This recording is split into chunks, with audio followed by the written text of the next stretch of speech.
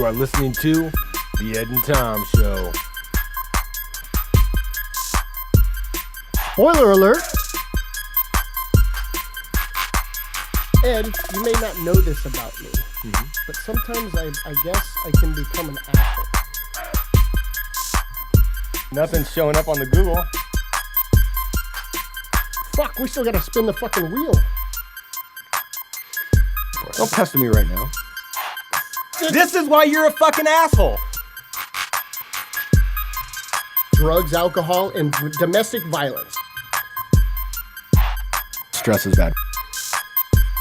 Goddamn cancer cans. The Ed and Tom Show. Yes, it is. Hey, what's going on? I'm Tommy T. I'm Eddie Rock. And we're the Ed and Tom Show, the show about everything, but yet again, not about a goddamn thing. And this is episode 34. The Barkley episode. The Bo Jackson episode. The Bo Jackson. And much like Bo, we are going to try to keep our hips intact as we get through episode number 34. I can feel Bo Jackson's pain. I have had his hip surgery as well. Yep. Only he has plastic hips. And he's way better than you. Arguably. At everything. There is nothing. If somebody said, hey, Tom is going up against Bo Jackson, I bet on Bo. I don't care what it is. I'm betting on Bo Jackson every time. That guy, not because I don't believe in you. That guy's a fucking champion. That guy's a winner. Have you seen his 30 for 30?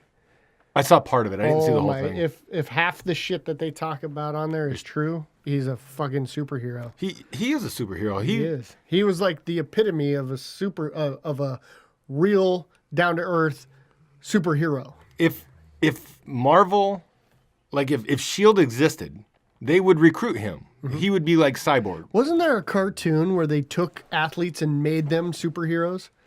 Like Bo Jackson and his bat and some like Jerry Rice and his speed or something like that. I can't remember Michael Jordan, Bo Jackson. I remember some sort of cartoon. Maybe we should look that up sometime. But yeah, I think there was like a cartoon with athlete superheroes. I think you're right. Because, I mean, I know we've talked about the WWE. You remember Wrestling Kids or whatever? Yeah. Fucking Lou Albino. I just still remember. He had the little goddamn rubber band earrings. Yeah. I was so confused as how he got those into his ears.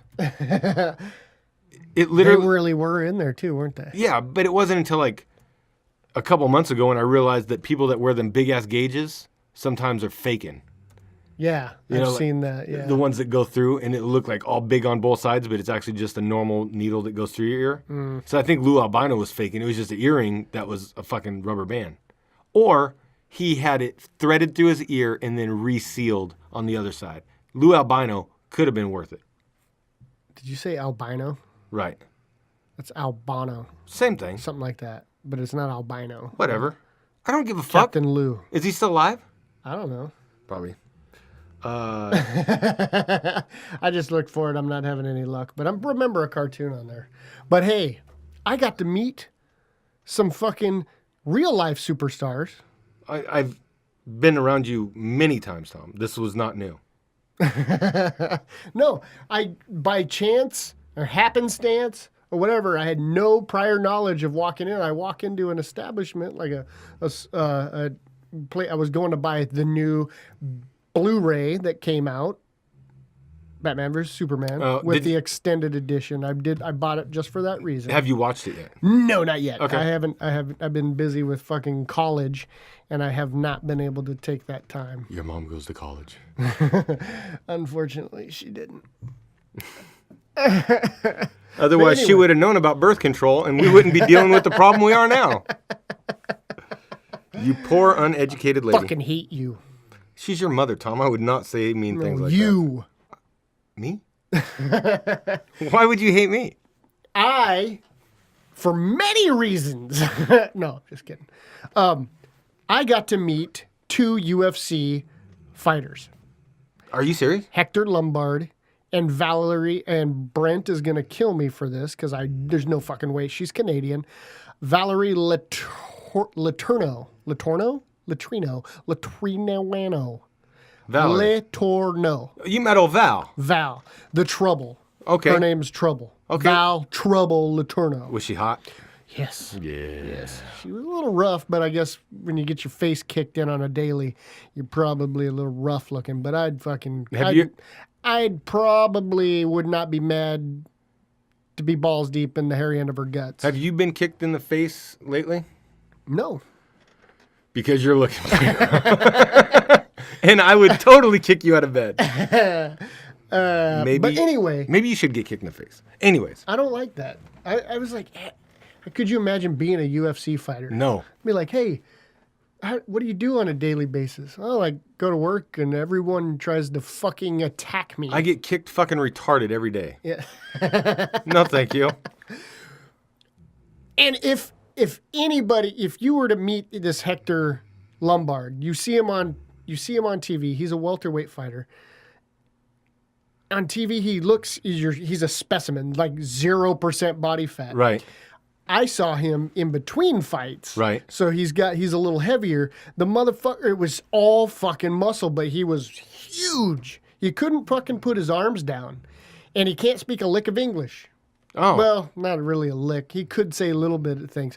I was like, hey, man, I saw your last fight, man. I was really pulling for you. And he's like, oh, yeah, back and forth. I don't know how he pulled it off. But, he lost his last fight. Right. But I remember we watched that one. Yeah. And so I said, hey, can you write an autograph to my podcast? And he's like, autograph? And I was like, yeah. And he's like, write it down. So I had to write down what I wanted him to write because he doesn't know what I was saying. So I got Hector Lombard to sign us an autograph to the Ed and Tom show. Are you shitting me? Hector fucking Lombard. So we have a fucking autographed UFC fighter right here. Right there. You did this. I did that. Did Jeff get this to you and send it to you? No, not Jeff. Did our Asian reporter Brent Takanawa get it and send this to you? He wanted to, but no, he did not. He did. You did this. I did that. Why the fuck are we paying these guys money to do anything for us? I've been saying this forever. That's awesome. That's awesome. And no, it's even awesomer, if that's a word. More awesome. So at first glance, I had no idea who this Valerie chick was. I had seen her, and I'd be like, I know her. I know she's a fighter. I cannot remember who she fought last. But I think 2 fights ago, she had lost to Johanna. Right. The chick who is the champion of the strawweight. Johanna Jerzy. Yes. She lost to her in a UFC, in a main event, or not a main, it was like a co-main event. She had lost to her. And that's where I know her. Well, the lady there that was pumping her in line, people were asking, well, who is she? Oh, she beat Holly Holm recently. Oh, you met Misha Tate? No. Oh.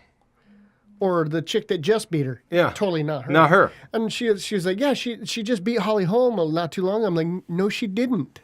And he's like, yeah, she just beat Holly. I was like, no, she didn't. You need to stop telling people that because they're not even in the same weight class.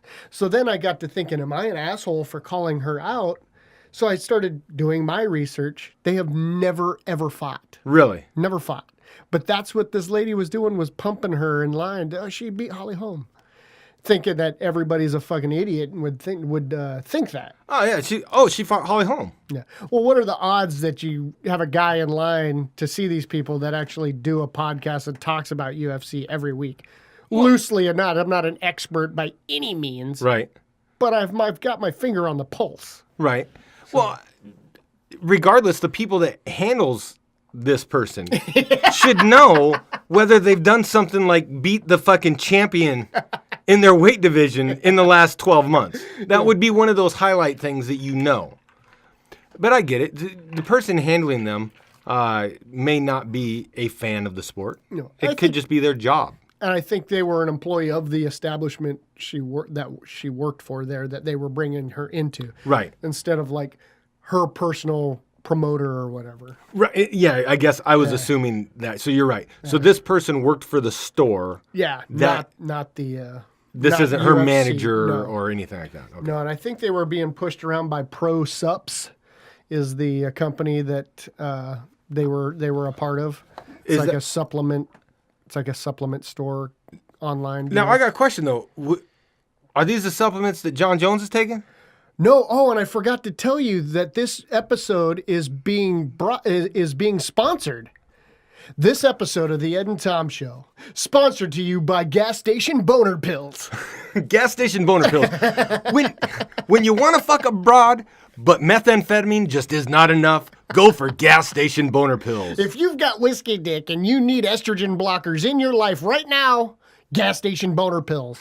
If you've got 4 bitches lined up and you need to roll through all of them and you just don't have time for the Viagra or Cialis to kick in, boner pills.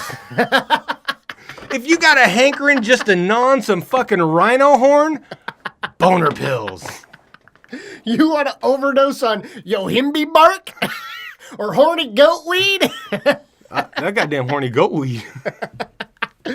Brought to you this episode by Gas Station Boner Pills around the world. Does Hector use boner pills? Oh, I don't know. I didn't ask him. He wouldn't know what a boner pill is, probably. Hector don't do that because he's a pure fighter. He's an athlete. I think the time that he was in that store was like a nuisance to him because he wasn't in the gym. Because I shook his hand and it was like, oh. This is top-notch stuff, Tom. This is why you are part of the brain trust that is the Ed and Tom Show. The stuff that you come up with that you just pull out of your ass on this is great stuff, Tom. This is quality. Brent and Jeff, you guys need to be paying attention because this motherfucker's doing stuff. You guys aren't doing anything. You haven't done shit. Not a damn thing. You ain't done shit. By the way, Brent sent us pictures from UFC 201 this weekend. Yes, he did. And he was wanting to call and have discussion about it and talk about the fights. But we didn't watch them. No, I was way too busy having my son possibly blow out his fucking ACL on the football field, which he's fine. Yeah. It was just a strain, and he's back to practicing today. So.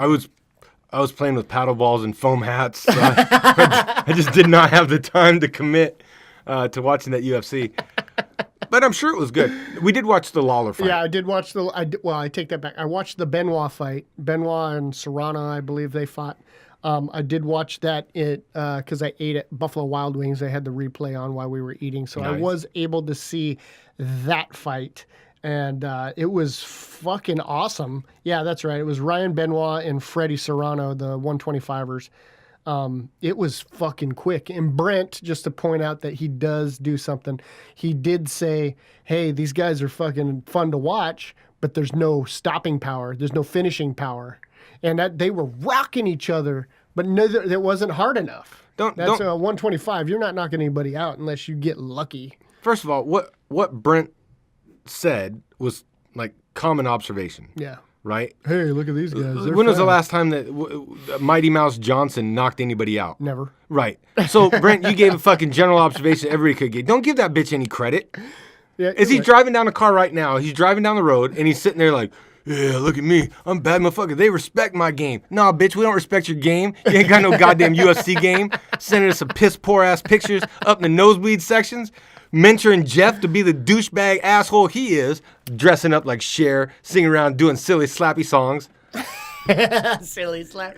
His diddly doos and diddly don'ts. I don't know what the fuck he's diddly doing.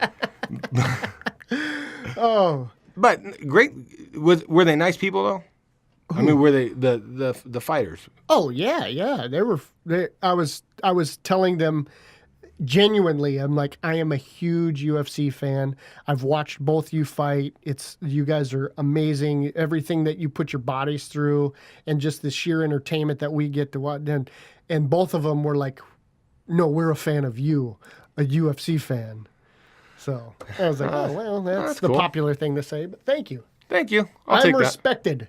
You are. You're respected. Tom, I respect you. Not my own house, but I'm respected. You're respected right here. Just kidding. In the G-spot, buddy. I respect you. I have love. Speaking of... what were you going to say? I was just saying I have love. Tom. ELE. ELE. Everybody love everybody. So speaking of talent and respecting talent, we are going to be able to showcase maybe some of our talents this Thursday at Dave & Buster's. What? So what we got going on? The Ed and Tom Show, both us here and then 2 of our watchers, listeners, viewers, is going to join us at Dave & Buster's on Thursday, and we are going to compete in the Napa Auto Parts ESPN Radio Ultimate Trivia or Ultimate Sports Trivia Team Challenge. When are we doing that? Thursday night. This Thursday night? This Thursday night. Can I go? Yes, our team name is the Ed and Tom Show. I'm in. If you were drafting this team, I probably would not have made the cut. No, I was actually thinking of a way to Get me out of it? get you out of it. No. If you had another person, I could totally come and just be the hype man. No, that's what you're there for. You're probably gonna get us radio mic time. Okay. That's what I'm banking on is you're gonna do your Ed Mingling thing, Okay. and we're probably gonna get on the radio while this is going on. So you're just wanting me to like freestyle. Yeah. Okay, and let Yeah, you guys yeah, focus on the There's intelligence. probably no way we're gonna fucking win. Right. But Shenanigans. pumping the show, public venue, what better place? I'm just saying. D&B, there's a radio. You take me out there and I'm gonna go crazy. So, Ed, Tom, Antoine, Brandon, we're kicking it. We're going to be killing it. You can still sign up if you want. If you're local to Honolulu, you go to ESPN Radio 1420, which is the AM station here in Oahu. Sign up. It's free. And if you win opening tickets to Hawaii Cal, which is August 26th. Yeah, August 26th, the opening game of the college football season. And on top of that, you get an ESPN-sponsored tailgate VIP party. That's what we're getting, Tom. That's what we're going to get. We're going to get that. Even if we have to threaten people, we'll shake them down. We won't give a damn. But we need that. But that is what we are doing, and I'm fucking stoked. Although, we have to take better advantage of tailgating this year. Oh, fuck yeah. Especially with the new tailgating gear that we have for the show. Our officially endorsed Ed and That's Tom. not my reasoning. That is the reason. That's not my reason. We're a team. Yeah. Yeah. Okay. Yeah, but The that's 12th not man- That's not my reasoning for wanting to tailgate. It just happens to be another one that it'll just, In November, we will definitely be going to a Hawaii game, which I will be claiming is a Boise State game. All right. I'm hoping that this lines up with that's the game that my buddy Nate Britt is coming into town for. So one of the guys that I went to high school with, graduated from the U of H, is coming in October to stay with us and coming for a game. I think it's later in November. Oh, is it in November? Yeah, the game's in November. Okay, he's coming in October. Well, when in October? Like Halloween? He said that, I think he said homecoming. I don't know when the fuck that is. I don't either. Why the fuck would we know what homecoming is? He's an alum, so he comes every year. So he said he's going to be here in October. It's important to him. It's important to him, not to us. Yeah, okay. But it'll be important to us to hang out with him because he's a cool dude, and I think you'll dig him. Oh, fuck yeah. Here we go. It looks like we are November 12th. Yeah. November 12th in Oahu, Aloha Stadium. I got a feeling we're going to that game. Oh, come hell or high water, I will be at that game. November 12th. November 12th. I'll be there. I'll go. Yes. I'll go because you asked. Mm-hmm. So the NFL training camps have gotten underway. Yes, they have. And it has been amazing, except for some of these I keep hearing little squeakers out of my training camp over there in Victoria Madison's Victoria's Secret. Victoria's Secret up there in Renton. Oh, no. Seattle, it's like we got a couple injuries. Who? So it's looking like CJ Prosy. Yeah, Our that's rookie? that's unfortunate, but I think your dude out of Arkansas, I can never remember his name every time we do this. I think he's your guy anyway. Yeah, he's injured. He's still injured. Mm-hmm. They said that he's got a little setback on his knee, and you're talking about Brent's screaming at the phone right now. Well, he and I couldn't remember his name when we were bullshitting. He's a rookie last year. No, he's not. He's a rookie this year. He just got drafted. Same That's draft. CJ Prosy. That's who you're talking you about. got another guy later in the draft from Arkansas. Hold on, we just looked. That's the guy. That's the guy I've been pumping from Seattle. No, the guy I'm talking about is the one that was a rookie last year. That's the guy. No, Prosy was a rookie. You drafted 2 running backs this year. Right. I'm talking about the one from last year that got injured, that stepped Rawls. in. Rawls. That's who I'm talking about. You talking about him? You said Prosy. No, when you said the guy that's going to be our future, I think Rawls is slated to be that right now. Possibly. Oh, well, okay. Well, let me rephrase that. I think out of this year's draft, the backup will be the dude from Arkansas. So our starter and Proisy are both injured. And then Graham still has not stepped back in, so we're not seeing anything out of Jimmy Graham yet. And there was one more. There was 4 of them. But I'm just excited to know that we have football back on. We are in the swing of things. It is getting real again. Which brings me to this question when it comes to the Ed and Tom show. Alex Collins. Collins. He was a 7th-round draft pick out of Arkansas. And I think he's going to be fucking money. What point do we hit end and we go from season 1 of the Ed and Tom show to season 2 of the Ed and Tom show? It ended. We started with the season last year, right? We were like way at the end Right, of like the season. FIB, I think we were like week 13, 12 or 13 when we started. Yeah. But what point do we say we are now season 2? Because we've been doing FIB preseason shows. When are we now season 2? Draft day. Draft day? Yeah, I think draft day. That's when... Once the draft happens, season starts. All right. Because I've just been wondering when we are going to... That's just my opinion. Because now league business has started. Official league transactions have started. And so, but do we also consider that now that is season 2 of the Ed and Tom show as well? Let's do it. All right. What better time than to align it? Stars are done. And you say it's just my opinion, but I mean, it's like 50% of the opinion that matters. Like 49. Yeah, I mean, we say our FRB league is not a democracy. It is, but it's not.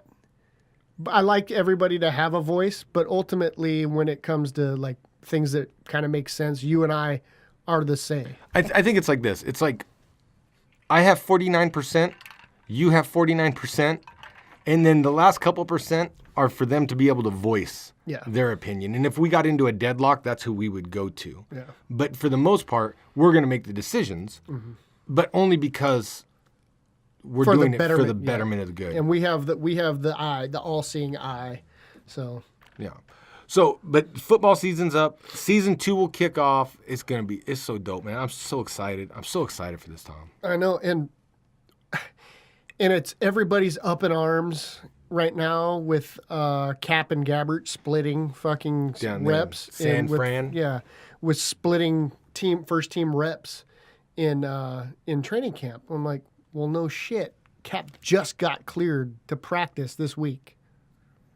Of course they're going to fucking split carries or snaps. Why wouldn't they?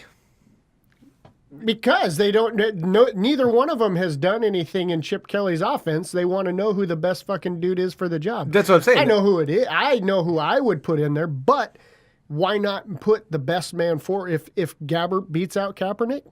Good on him. If Kaepernick does what I feel he's going to do and shine above Gabbert, good on him. Which I'm hoping for. Because I think that Gabbert is a little mentally tougher than Colin Kaepernick. And I think that they were both successful when put into the position to go out there and have their chance to shine, right? I would rather see you guys have Colin Kaepernick behind the quarterback because I think that him, much like our good friend Brent Takanawa, is just a couple comments away from a mental collapse. Like on the golf course with Brent, he can be winning, doing well, and it just takes a couple little things, and he's just fucking shattered. And I think Kaepernick, that's what we saw, right? When he got the attention, when he got the praise, when he got the limelight, he collapsed a little bit. Well, and with that, when you took the thinking out of the game, he was better. He was better, yeah. As soon as you started making things more difficult for him, it's difficult no matter what, being a quarterback in any system. He had to think more, and that's not the type of quarterback he is. He's like, I know what I'm going to do. It's going to be one of 3 things. And if it's not there, fucking time's run out, I'm sacked anyway. And that's more than likely the true for any quarterback, unless you're mobile like he is. Mm-hmm. Blaine Gabbert is also a more mobile quarterback. Just at a slower pace. Yes, there's not. You're going to be far-fetched to find too many guys faster than Kaepernick. Right. But this offense that Chip Kelly has run through in Oregon and has brought to the NFL game speaks for itself. Stat-wise, the wins are not all there, but it's not all on the offense. The defenses that he has had have been fucking shit. But I think he's coming into a better defense than he had in Philly and San Francisco. And then he probably has the best quarterback he has ever worked with, so athleticism-wise, since he's been a coach in the NFL. What? And didn't this guy work with Mark Sanchez? Yes. So he's worked with talent. Mm-hmm. He's worked with talent. Now he's going to go down there with some second-class B-rate athletes. And probably, I just think that it's such a tough place for you guys to crawl out of right now. And we're in the front office, and this is good. The front office is in, hey, we got to give Chip some time. This is not his team. This is kind of Balky's team, but this is also Balky's last year under his contract as GM. Because not everybody can sign a GM until 2021. So until you fucking fall on your face and get fired. Balky. It hasn't happened. Balky still got a job. Yeah, so he did great, but it was also a product of what Jim Harbaugh was doing with that talent. Right. Now that Jim Harbaugh has been run out of fucking town, Trent Baalke's talent that he's bringing in is not being pulled very well. Because not only are you trying to bring in a new head coach that's just going to shake things up because he's going to call left turn a potato as opposed to a loaf of bread or whatever naming convention he brings in, but Chip Kelly brings in a different style of football altogether. Very, very, very fast. And the NFL game is already faster than the college game, and that doesn't translate all that well sometimes to some of those offense and just the amount of time that they spend on the field because they get on so quick. So it will be interesting to see how he melds that, because you're right, he does have a lot more talent on the defensive side, but there's kind of a string that's been being pulled out of San Francisco here the past couple of years, and just how much farther does that unfurl before you get to a rip stop. And right now we are a very, very young team, and I like that because we can only build off of that or get really, really bad with young talent that we would feel obligated to pay. So hopefully it's not the latter. It was the first thing I said with build off the young talent. Right. So, I mean, there have been teams within the division that have modeled that people can just jump on and they have found success with it. Look at what the Rams are going to be, a young team. I mean, they're building behind Gurley. They got hard knocks. They're fucked. Yeah. But, moving, which I can't believe that team is the one that decided to do, with all the distractions that they have. So it's L.A. But with all the distractions that they have. And Arizona's doing a season-long show as well. So that is good things for both Seattle and San Francisco. So they can distract all they want with their cameras. Because I immediately put LA out of the running completely just because of their move. There's no way that you stay focused. Their move, and the only thing that keeps them afloat is Gurley and that defense. And they're going to get ripped apart in the newspapers every day in LA. And Jeff Fisher, there's no fucking way 8-8 lives in LA. Nope. There's no way 8-8 lives in LA. Especially not the first year they came back. Everybody, honestly, if they're not in the playoffs, there's going to be people calling for their head. And the only saving grace, I think, is the move that would give Jeff Fisher more than 1 year. Right. There. And Jesus, what a tall fucking order. God, especially in that division. I mean, you are probably the third to fourth in that division. You know what I mean? It just depending on where you want to put them with San Francisco. And I know I'm taking pot shots at your team, because I know it's just not the best time for you. The San Francisco 49ers are the underdog in all 16 of their regular season games this year. Are they really? As of right now, in Vegas, they are the underdog in all 16 regular season games. They weren't far from the bottom last year. No. So seventh overall in the first round anyway. But I do want to see them be better, because there's nothing better than a good rivalry. Oh yeah. And you need it. You need it. Especially in the NFC West. There was a video about the Seahawks the other day that was out on. It was like our season pump up, get ready for the season video. Gas station boner video. Yeah, it was. It was. Because halfway through, you get the Beastquake run. It's like, There's nothing all more right, distracting than going back to that and seeing it in the old uniforms, too. Yeah. It's like, is that Sean Alexander? No. You know? But it was awesome. And like you said, most Seattle fans don't know who that is. Sean Alexander? Yeah. I think he was like, we drafted him the second year, I think we were a team or something. Sweet Sean, he's right there. Yep. There's old Sweet Bama Sean. used to, every time they called his name, Bama's fight song would come on.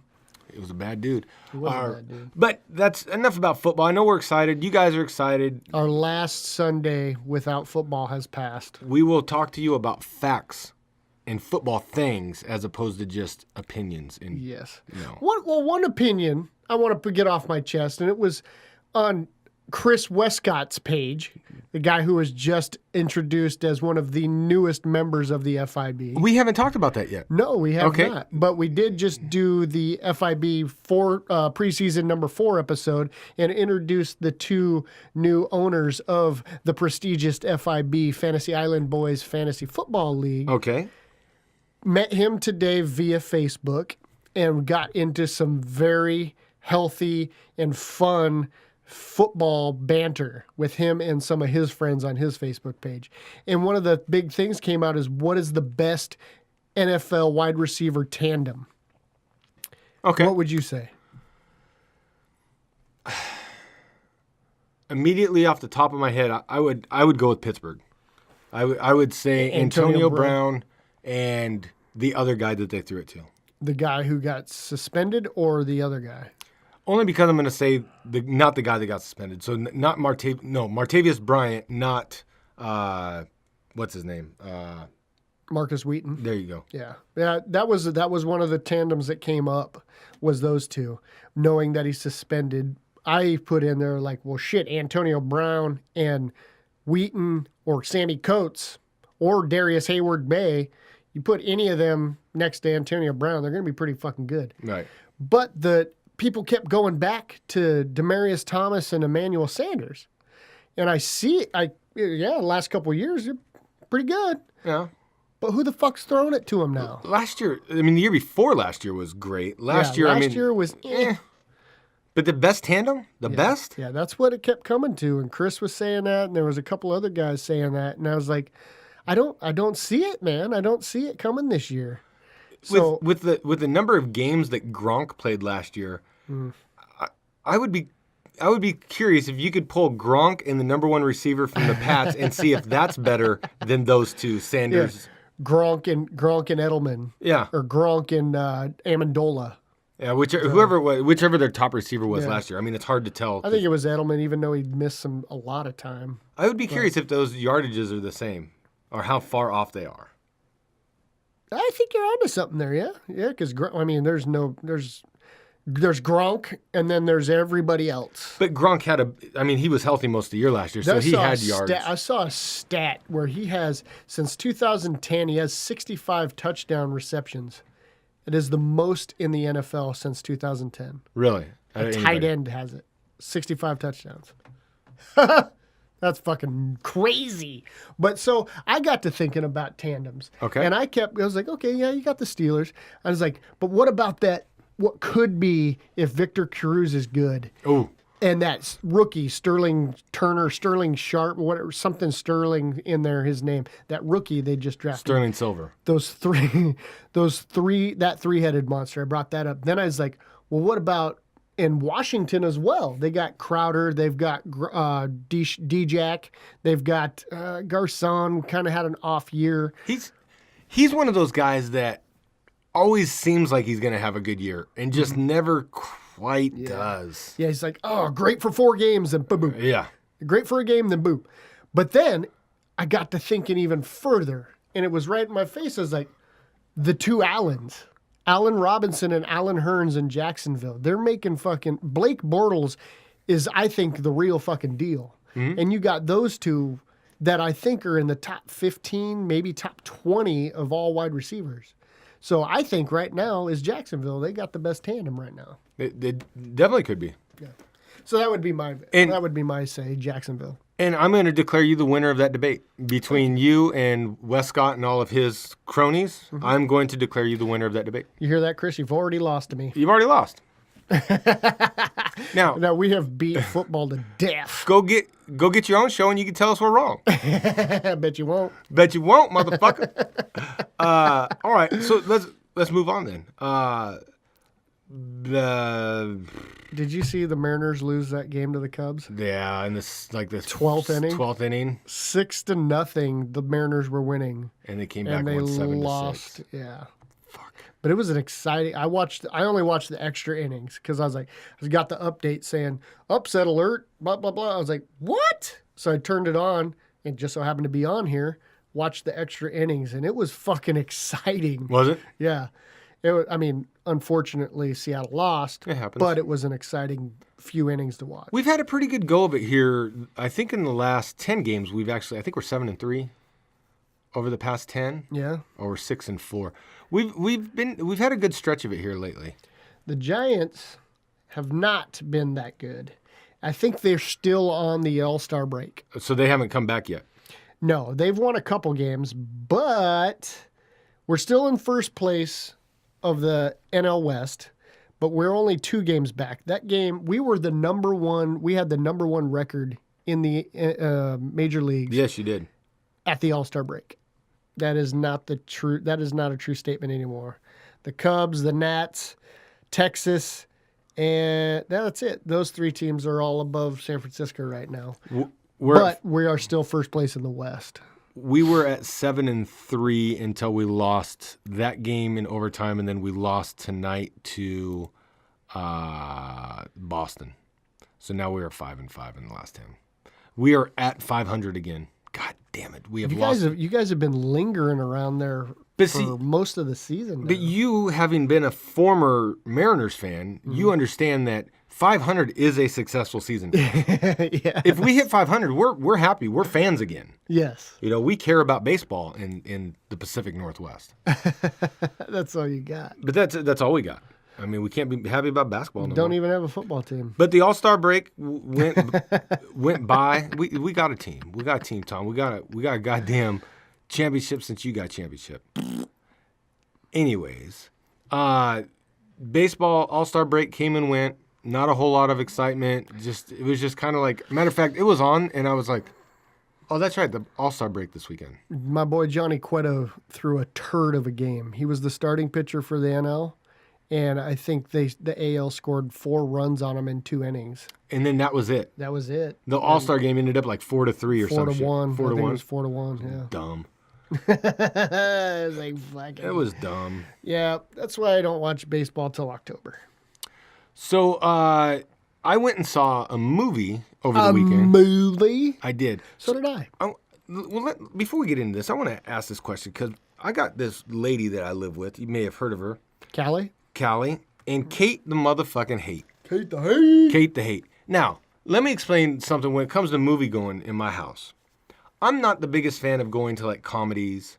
I like going to see, if I'm going to go pay $20 to go see a movie, I want to see that bitch in 3D, probably IMAX, and I want to see it as big and as loud as possible. Action, all the way. Suspense, thriller, something all that. like that, yes. Not some bubbly comedy, not some tearjerker, not even, I'll be honest, like, I don't know if I would go see Jason Bourne. Yeah, the only reason I would is because I've seen them all, and I want to see the conclusion. I do too, but I don't know that I have to see it on that screen. No, I don't need to see it on a big screen. That's more of like, I want to know the story. What do you think about going to the movies by yourself? I do it all the time. You good with it? Oh, yeah. Totally good with it. There's some times where I would rather be by myself. Now, I know you don't interact a lot with the people sitting next to you or whatnot, but there's no banter about, oh, let's go watch this movie. Oh, let's go watch this movie. So, yes, I'm totally okay with watching movies by yourself. I like to go to the movies by myself wearing like a hoodie, so it's comfortable because they get cold here. And you can put your Raisinets in your pocket. Right. And then I like to find like a nice family, like that has a child on the end, and go sit next to that child, like without skipping a seat, like sitting right really close, preferably a son. With the hood and sunglasses on. Yeah. And then like strike up a conversation about like superheroes and Pokemon. And then Good catch, kid. I'm just kidding. I'm a go-tard too. I went to the movies this weekend by myself because movies I like to see, my family doesn't always like to see. I totally agree with that. And I wanted to go see Star Trek. And nobody in my family wanted to go see Star Trek. So I went and saw shit by myself. I was pretty happy with it. Me and Alyssa went and watched Star Trek last week. Did you? Yeah. What'd you think? I loved it. And we kind of talked about it last week. I thought it was really good. We didn't spoil it at all. But now that you've seen it, we agree that JJ would have done a better job. Yep. But I don't think Lynn did a bad job. I don't think he did a bad job. And I kind of looked at it like this. J.J. Abrams made movies. Like, there was a time, like the universe, everything was going to collapse. Shit was going to go bad if they didn't solve the problem. Yes. In this one, it felt more like an episode. Like, if they didn't do what they needed to do, like, something bad was going to happen, but it wouldn't have affected all of humanity in the entire galaxy or universe or solar system. Like, everybody wasn't going to be affected. Just that one space station. That one space station. Like, which a lot of people was at, though. yeah, I mean, there was a lot. But, like, I saw Captain Kirk do shit like this, like fighting the little Furby things in 60, you know. So that's where I just think that it wasn't a big enough issue that you wasted a movie on it. Yeah. And then the other thing is, I really like the way that in the first two movies, they tied into the original movies. With Khan. The Khan, and then even the first one, how Vulcan exploded. Yeah, and they mirrored.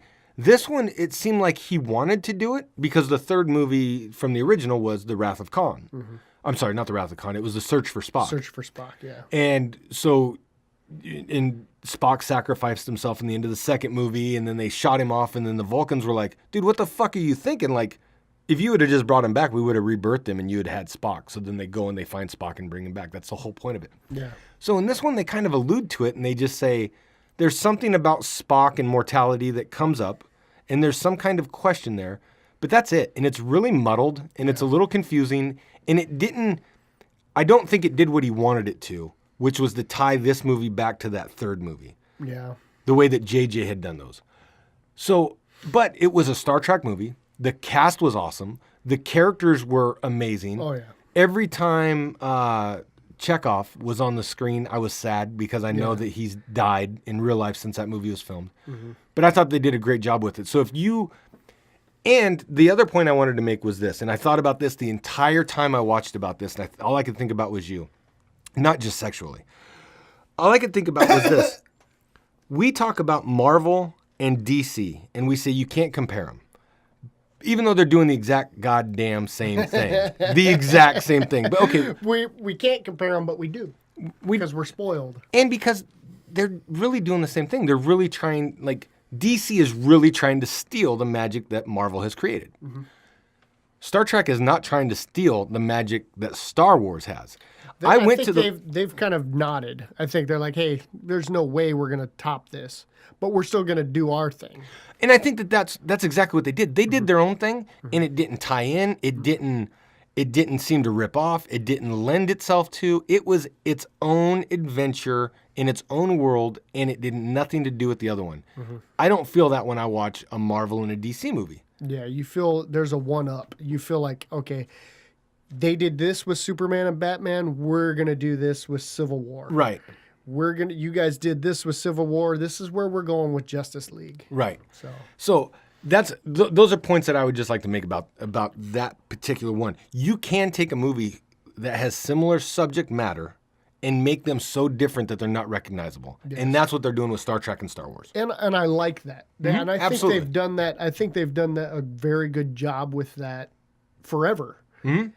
The only ones that try to compare the two are the fanboys, the Trekkies, right. The shit like that. We're better than you're. It's like, well, I mean, you can appreciate both. I do. I appreciate both, but I will always, if I had to pick one or the other, I am a fanboy. I grew up Star Wars. Mm-hmm. I mean, that was it. Mm-hmm.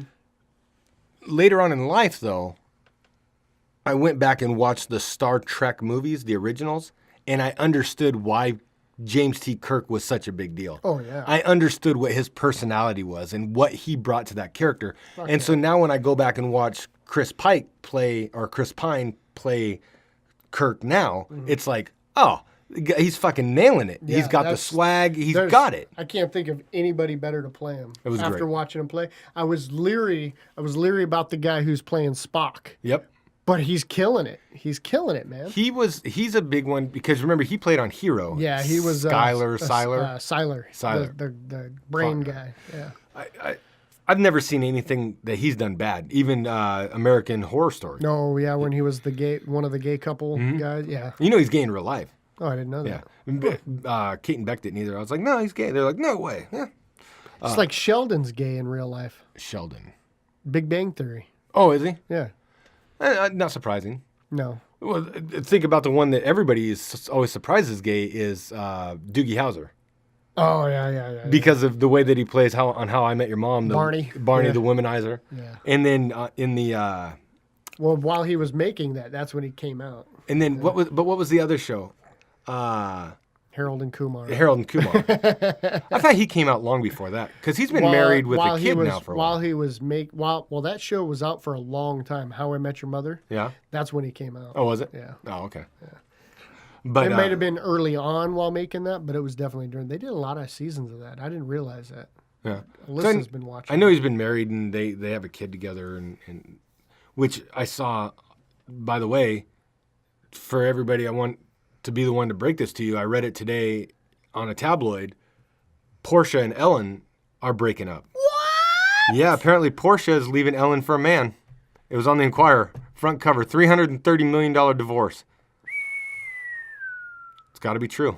Is it because they found Dory? Maybe. They may have. God damn it. Found Dory. So Portia's back on the back on there. And I thought she was the better looking of the... Portia's back on that D. Portia Rossi. But it's a tabloid, so it's got to be true. It got to be. So, I went and watched a movie this week. Okay, what did you I see? was trying to go watch Jason Bourne. Alyssa wasn't feeling the movies.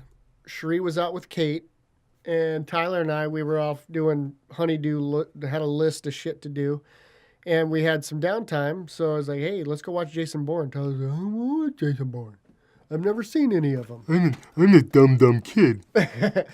I want to go watch Lights Out.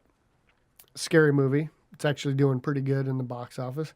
I'm like, God damn it, why don't we Jason Bourne, there's a story there. There's a start and a finish, blah, blah, blah. We don't know shit about this Lights Out. Let's go watch Lights Out. So I caved, and we went and watched Lights Out. And this is the one that I told him the whole time that I was like, I don't like throwing money at scary movies or comedies, like you said. It's like there's no reason to watch. I would much rather watch a scary movie in my dark living room with all the lights off and just blah. Mm-hmm. But not in a theater when you got everybody. It's just better. I think it's better to watch a horror movie in your own house. Yes. And this one is about a chick a ghost apparition or whatever that only can be in dark. Wherever it's light, it actually like hurts it. Okay. So if a light comes on, it just disappears. You can't see it in light. And it's gone. But it goes away, dark, it's back. Watched it. It wasn't a horrible movie, but I was mad that I spent money on it. Yeah. And Tyler was like, "Oh, it wasn't that bad." And I'm like, it wasn't that good either. But it's also made more money than, it's not making any more money. It's been out for 2 weeks, and it's number 6 right now in America's box office. The one I'm surprised about is actually that Bad Moms did as poorly as it did.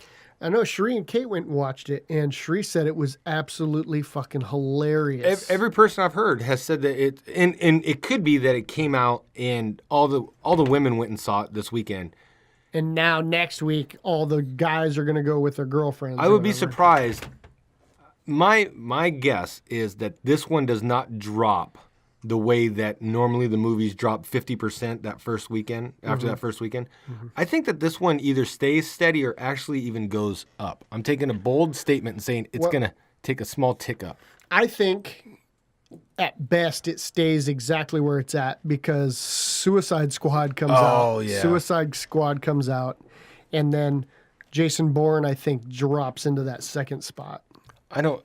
And then I don't know if I don't know if Star Trek. I'm not hearing good continues. things about Jason Bourne though. I actually got some pretty somebody that I see pretty eye to eye with in movies said that it's pretty boring. That it's very boring. It's drawn out, and with the exception of the one scene where he one punches the dude, there wasn't a whole lot of action in this episode of Jason Bourne. It was more. You shut your fucking hole. It was more in your head about the story. See, I do like that. I do like how a lot of the Jason Bournes, there was a lot of action, and it was a cranial movie, and that's what I enjoyed about them. It was like the Mission Impossible types, action, but you better fucking pay attention, or you're not going to get it. Like, and I like those. Why are they? Yeah. Why are they in a farm with this goofy sounding bitch? Yeah. So if you better pay attention, or you're not going to get it. So it's not one of those. Oh yeah, they're fighting, and I go to my smartphone, and then. Oh yeah, I'm still on pace. No, you've got to keep your eyes. I like that. So no, I'm not fine. saying, and what I'm getting is that I don't think it's that cranial. That it's more drawn out. Is that what you're saying? It's more drawn out than cranial. Yeah, it was more that it was slow.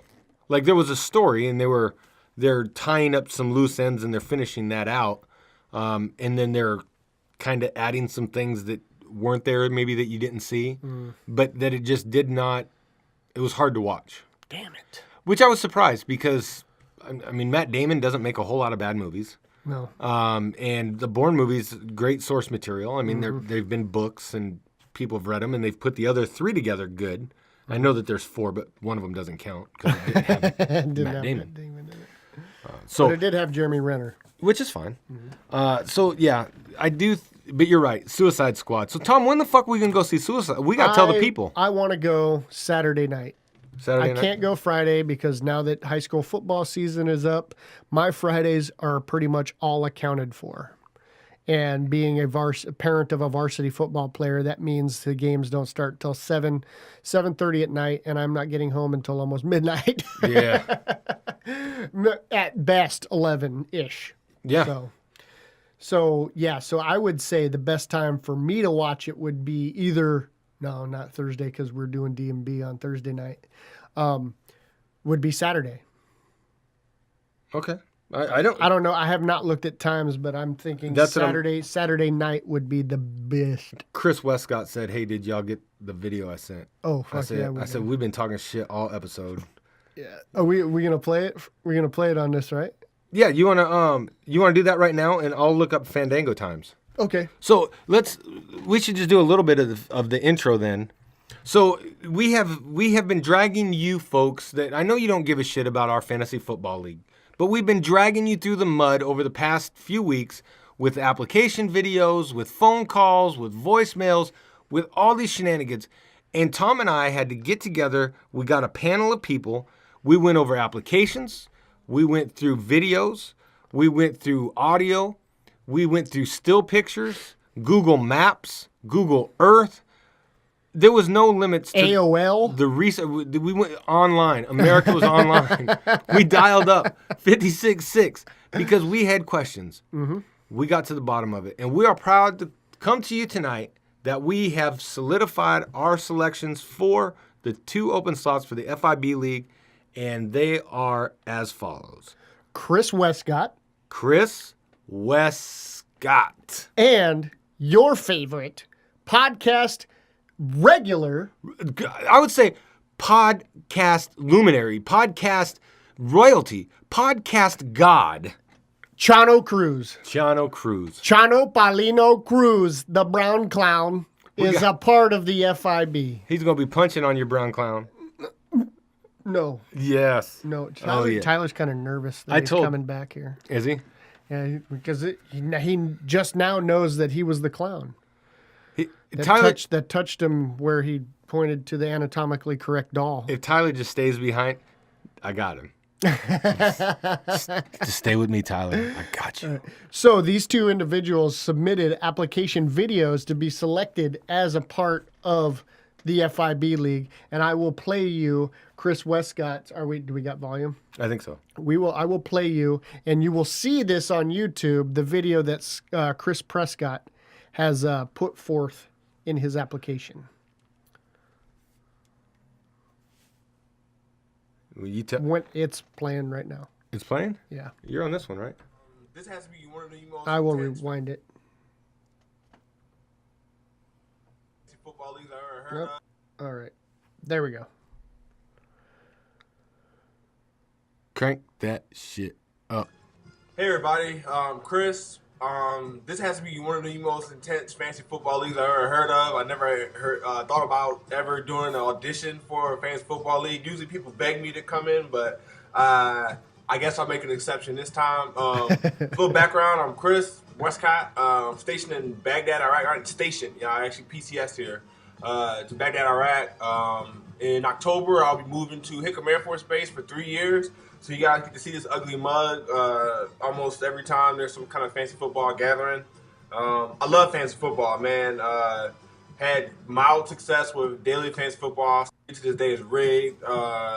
Moderate success with sports betting. I understand the way Vegas works and the lines work and how they move based off injuries and whatnot. I mock draft all day, probably about 1,000 mock drafts a day. No exaggeration. Liar. I do them while I'm working. I do probably 10 at a time just to increase the stress level. She went from 1,000 to 10 at a time. Die hard 10 at a Eagles fan. time. You can see I bleed green. Eagles riddled everywhere throughout my life. Yeah, what you'll get if you let me into the league, man, you'll get a dedicated person. You're like, I'm gonna log in. Once waiver wires clears, I'm that guy logging in once they clear to He's pick up all that the guy. scraps afterwards. I'm that guy. I can stream every position. You know, you want me to stream quarterbacks? He does what everybody does. Go with Ty God Taylor for the rest of the year. Ty God? I can go with Kirk Cousins for the first 4 weeks while Brady out and everything. I can stream any position.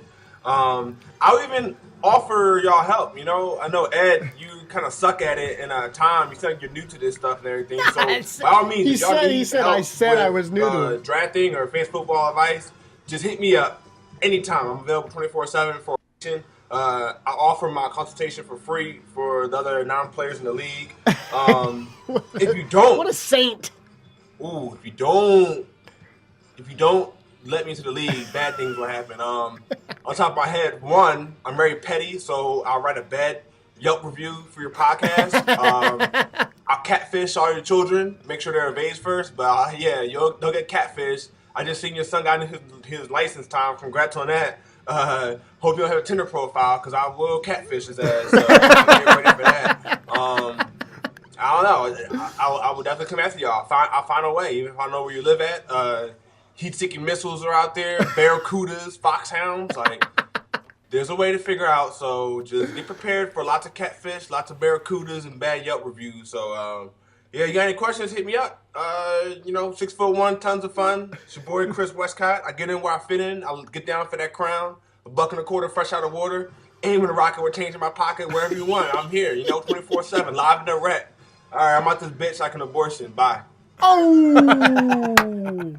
That's my man, Christopher West. Westcott. Hell yeah. He texted me as we were doing this, making sure that we got his video. And I said, matter of fact, we're playing it right now on the show. Thanks for pestering me while I'm fucking recording the show. Rookies, man. Rookies. So, Chano, the fucking brown clown, has put forth his video as well. And so this is this motherfucker, fucking mouth-breathing idiot's video as well.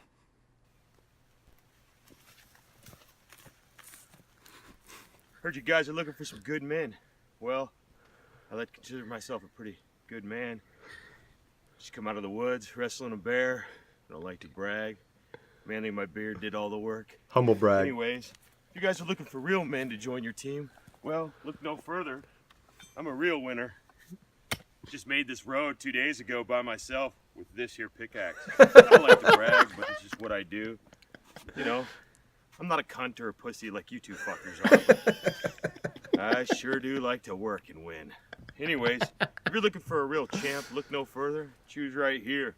I'm the man for the job. If not, I know where you fucking live and I'll probably rape you. It's up to you, really. I don't care. I don't mind raping you. So I do. I have a I'll rape real you problem now, with I don't it. mind. I'm not okay with Yeah, this. let me take my pants off. Let's get this done Yep, right now. there goes the belt. Listen, guys. So your option basically is this. Either you choose me, a winner, next week, There goes the pants. or you get raped by this. Your call. Whatever your choice may be, I like to rape, especially guys that are willing. You two guys. So Nice. obviously the whole lover triangle that you got going on there, I think would be a great quality. And choose me, I'll rape you. So either our kids are gonna get catfished, or we're gonna get raped. So they're both in. There was some other compelling entries. There was some very compelling entries, but none of them threatened my booty hole or my children to the point that I felt like letting them in. No, and that's why we picked them. I had to. Yeah, but They might not know shit about fantasy football, but I'm not getting raped. now I know Chano. He barely knows football anyway. He's been a football fan for as long as I know. He doesn't know how to put it together. Like there's like I kind of got that square peg, round hole. Have you seen the guy? Knows what football is. But Chris, I think he might have a little. It might be all talk, but he met just the banter that I've had on Facebook with him. Like we just talked about with the best tandem in football. I think he might have some knowledge. I'll be honest with you. I'm really excited about the league. I'm excited about the people that we have in it. The future is looking bright. Yeah, I think it's good. I think that we've made some good decisions. There could be some people that are upset with the decisions we made, and we just say either you enjoy them or we will be filling your position next year. So either way, enjoy the league. Hey, on that Suicide Squad, 7:30 Saturday night, IMAX. Dole Cannery? Yep. Fuck yeah, 7:30? 7:30. Yes! I can't fucking wait. It's 2 hours and 3 minutes. It has got 9.3 on IMDb out of 10. Out of 10. But is the 1 out of 10, is that reviewers or is that the people? I don't know. It just says 9.3 stars right here. Because that's only one critic and 17 users. Okay. Because I know, like on some of them, you'll have a Metacritic. You'll have right the one now, for the reviewers. Metacritic's not being posted on here. There usually is, but I don't know why they're not putting Metacritic on here. It may not have the number. Yeah. It needs a certain number of reviews before it actually goes. Yeah. That's the Metacritic's whole thing is taking all the critics. I see what you did there. You like that? Mm-hmm. Okay. 7:30 Dole Cannery. 7:30 Dole Cannery. Come watch it with us. Suicide Squad. I think I might even get to pull Cherie out of the house for this one. She has shown quite a bit of interest on that too. And I have never been a part of, this is going to sound pretty basic. I've never been a part of an adult Halloween party. And I have been pushing Cherie for probably 2 months now. And I'm telling her, I need to be the Joker. You need to be Harlequin. Why are you guys going to do that to those outfits? Fuck your face. Why are y'all going to do that to outfits? Go fuck your face. No. I'm saying, I'm about to see Jared Leto bring the curtain down with some Joker. And you want to come out there looking like an asshole. Says the guy who's dressed up as fucking Jackie Moon. Jackie fucking Moon? Everybody love everybody. Baby, I want to love you sexy. I have put that out to Cherie, that's what I wanted to be for Halloween this year. And if that doesn't happen, I'm Han Solo and she's Princess Leia. Like Jabba the Hutt. She looks more like Chewbacca.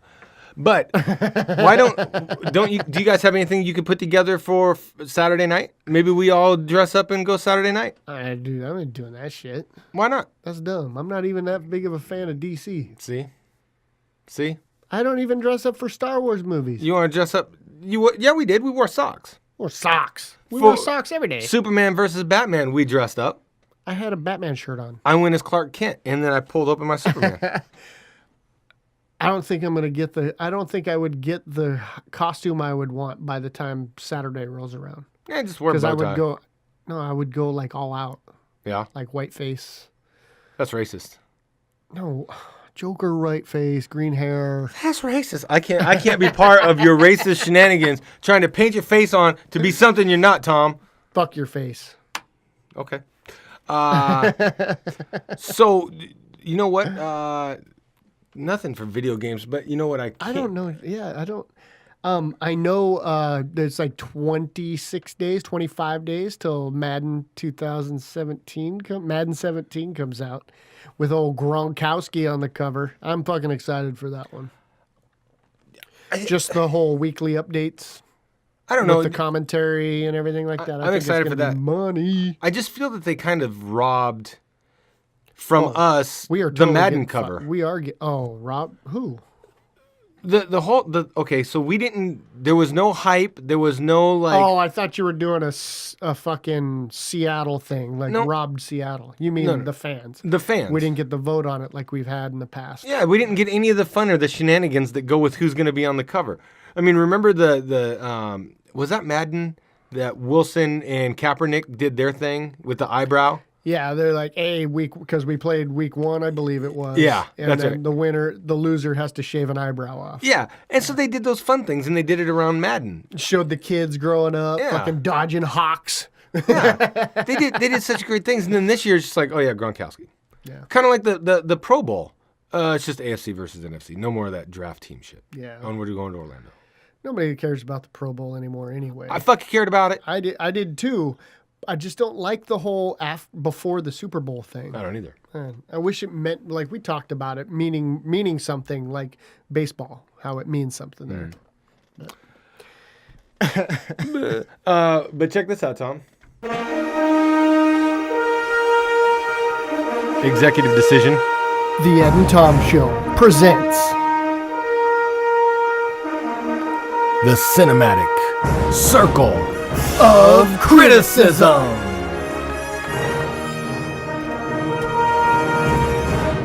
yay. By the way, I don't think that we give the third member of our cast enough shout out. Like, I don't think people realize that week after week.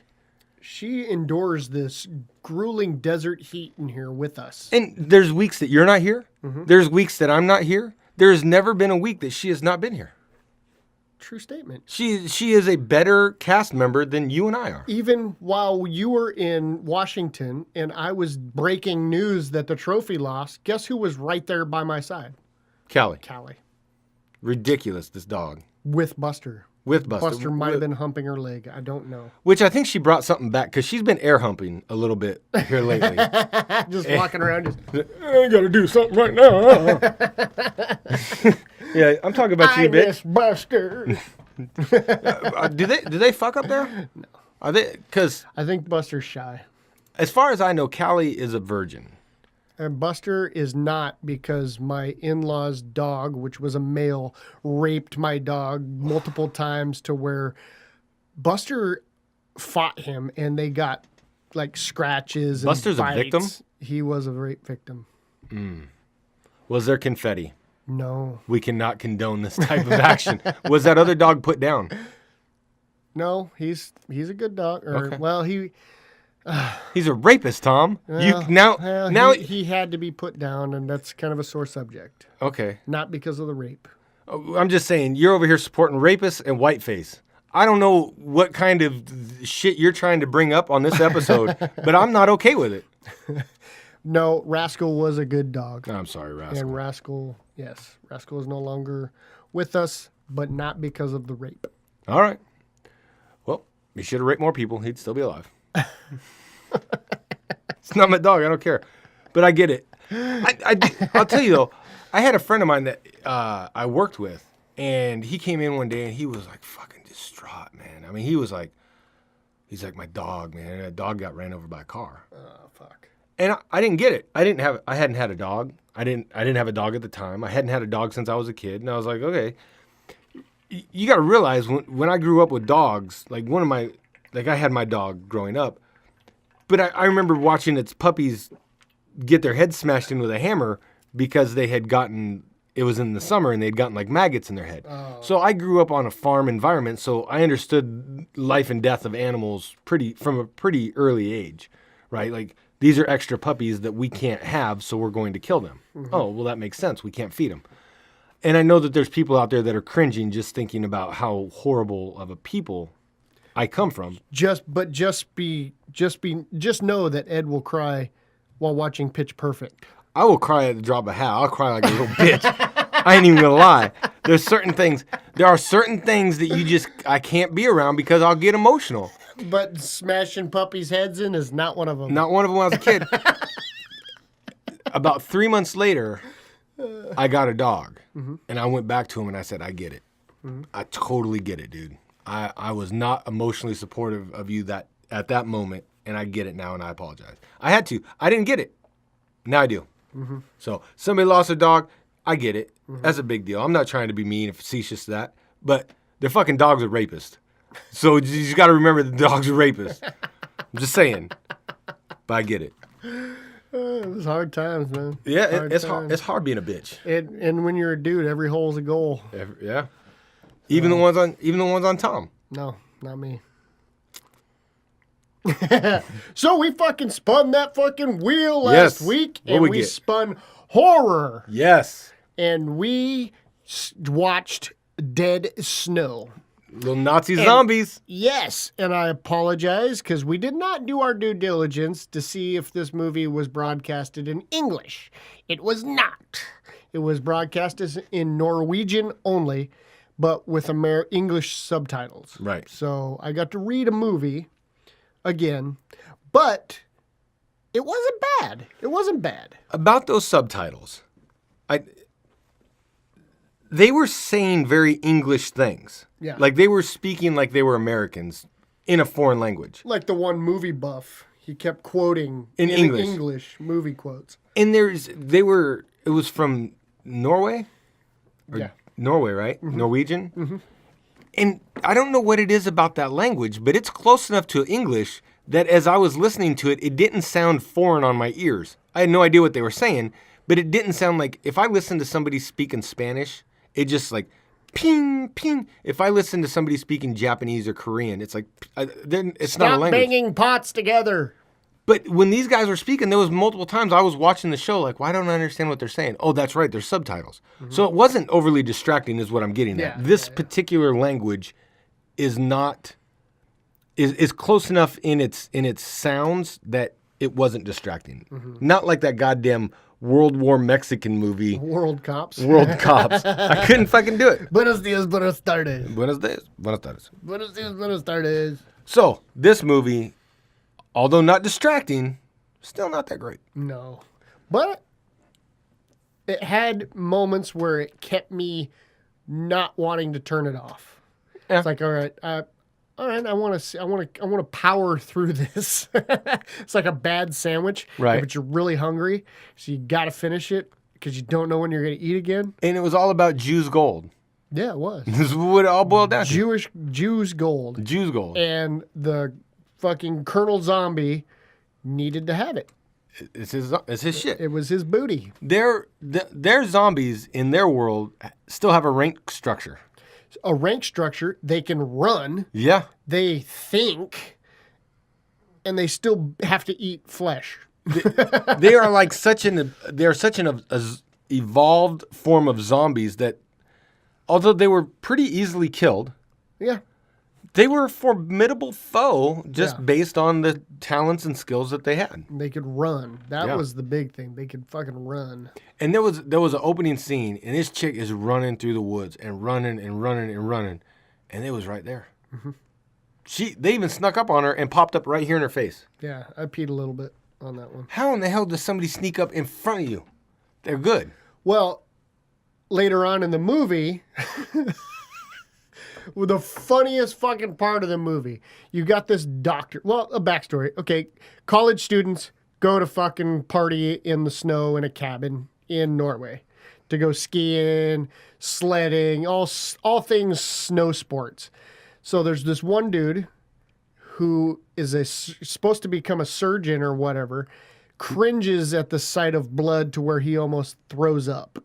His girlfriend cuts her finger and he's like, oh, blah, blah, blah. Well, he gets pushed to a point fighting these zombies to where he's just smashing in fucking heads, and he gets bit on the arm, and his buddies there freaking out. He has the wherewithal to fucking crank up the fucking chainsaw, cut off his own arm while blood splatting everywhere, start a fire, cauterize his own fucking lopped off arm, What would Chris Westcott do? probably cry Yeah. and scream, Chip Kelly, I miss you. I love you, Chip. All right. No. Cauterizes his own fucking arm, and he's like laughing about it to his buddy, like, can you fucking check this shit out? As a zombie shoots up out of the fucking snow and bites him on the dick. Oh my God. Kills him, and he looks at his buddy, and he looks over at the chainsaw, and his buddy's like, no. Talking him out of cutting his own fucking dick off with a chainsaw. I was literally laughing out loud when that came out. I was like, that was fucking great. He's like, I'm pushing through this. We're gonna survive. Really? You bit me on the dick. Just like that. Oh, there's nothing we can do to get out. When I saw that, you know the first thing that went through my mind? Hashtag that's Tom. The very first thing. Overcomes some personal anguish. Yeah. And then, well, you're still fucked. Yeah, it just gets bit in the dick. That's totally something that would go down with you. Yeah. So overall, I mean, it wasn't a horrible movie. If it was in English, I would have liked it a lot better. And then the same dude fucking hatcheted his girlfriend in the neck. Sometimes you got to. Just like, turn around, whack. But why would she sneak up on him like that in a known zombie situation? You don't sneak up on people. Hey. That's what she gets. That's what she got. And she had dreadlocks too. What's your stance on white chicks with dreadlocks? It depends. If they're trying to do like the surfer girl, but she's still cute and clean, I'm okay with it. I can go with it. If she's trying to do like the surfer skater girl, but she's gross and nasty. Like, I'm going to sit up in a tree for 3 months and protest world peace. Yeah, and you can't tell whether she's taken her woolly pants off or if that's her leg hairs. Mm-hmm. That I can't rock. I don't feel it. But like a hot chick with dreads, I could go with that. Okay. I've never seen dreads on a chick and been like, damn. But I could see where she was clean and had a persona of herself. Yeah, I could see that. Because I've also seen women that have like the braids that are attractive, and it's like, oh, I could get down with that. Like, what do you mean, like cornrows? I mean, I've seen cornrows like on some. Or do you mean like Stevie Wonder braids? Like some of that, some of the cornrows, some of like the big, chunky like curls that stay together, all that shit. Yeah. I like it all. I got you. I like it all. The biggest thing for me though is bad dental hygiene. Oh, I can't stand a yuck mouth. If there's yuck mouth, man, I'm not game. I'm not kissing you. You ain't going down on me. None of it. We're talking about girls, right? Oh, yeah. Okay. Yeah. Danny Trejo. Yes. Yeah. Danny Trejo. Where do you put him? So, I think that you could make him the old guy that came in. And warned them all? And then gets waxed for no apparent reason. Yeah, just, hey, leave me alone.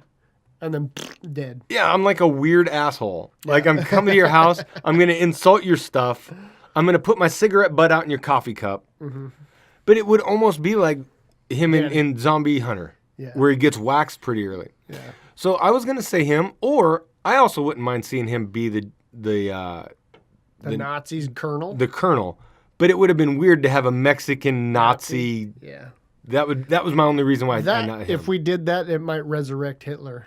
He would be. And then we would have a Hitler zombie. Hitler would be rolling over. And although I read a conspiracy the other day that Hitler didn't die and that he lived out his life in like. Poland? No. like somewhere here in the States. Oh, so he's pulling a fucking Bin Laden. Yeah, and we let him do it. So, like Tupac. Danny Trejo would have made it better. Yeah, I say the same. I say fucking, what was that? That's funny. There's some information there that just came up that's comical to the stuff that we talked about that I'm seeing there that confirms everything that I talked to you about prior to this show. Oh, okay. Now I'm tracking. I'm getting some confirmations on my suspicions. Oh, and I'm getting them too. Ah, good. Good. So I'm going to spin the fucking wheel. Let's spin it. I'm going to go to Netflix. I'm going to be ready this time, Tom.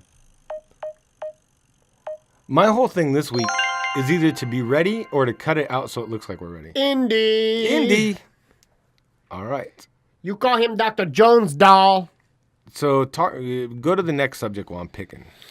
Well, you would need to hit a drop for TNA in the G spot.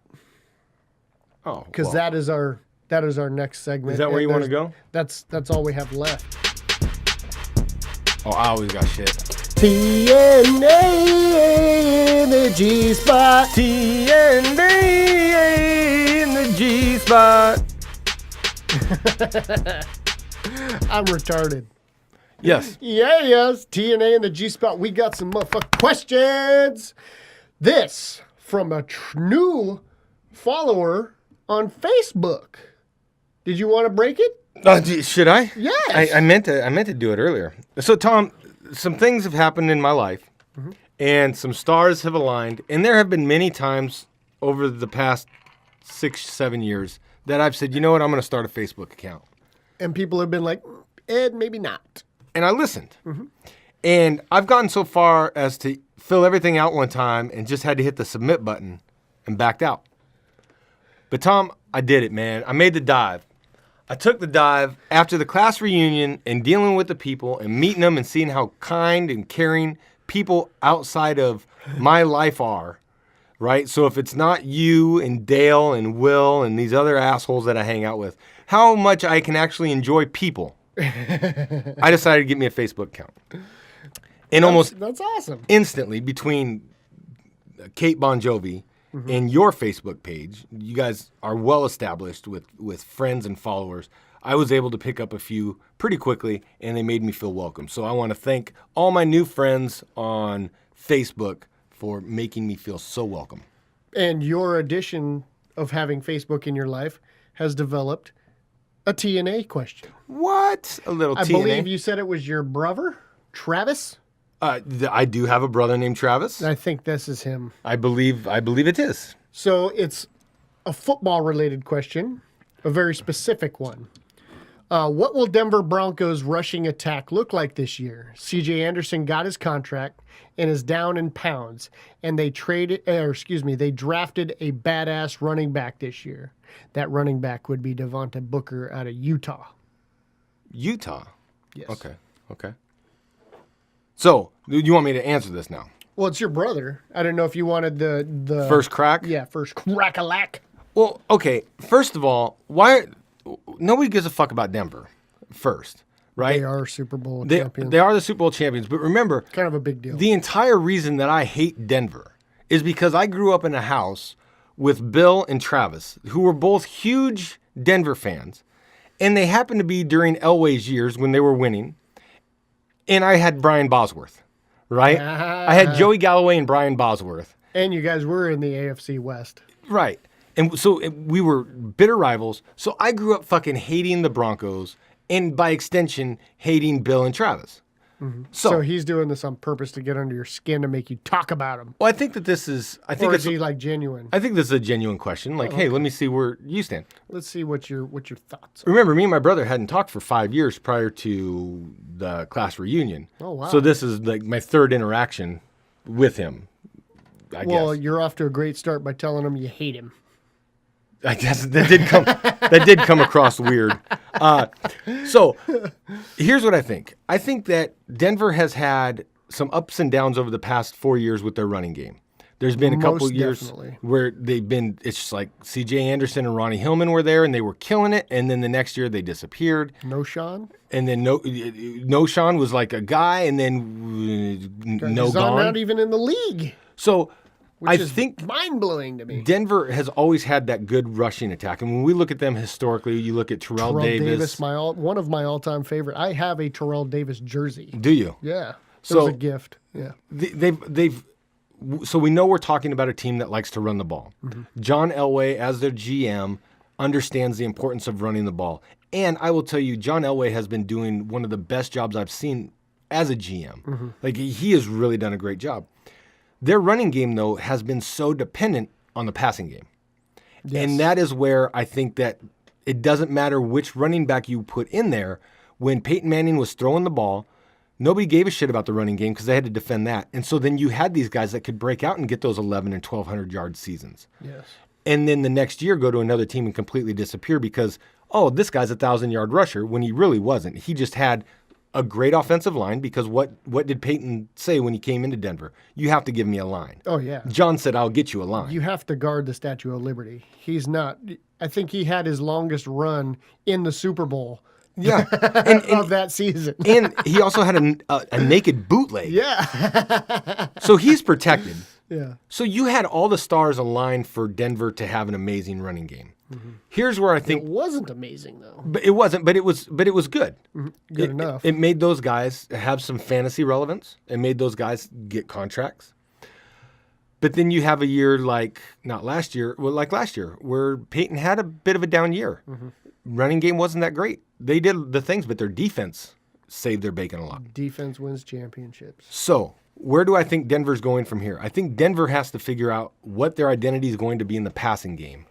Who's slanging the rock? Who is it? Is it Sanchez? Because there's not going to be a great running attack behind Sanchez because nobody gives a shit about his arm.